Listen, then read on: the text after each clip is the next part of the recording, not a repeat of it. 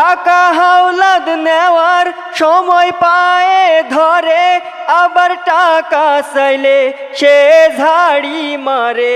কিছু মানুষ আছে শুধু নিতে পারে, কিন্তু দেওয়ার সময় তাদের ফাটে।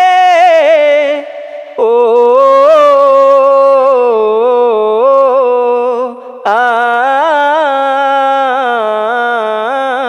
আমার বাড়ি কিছু টাকা ছিল, একজন হঠাৎ করে হাওলাদ নিল।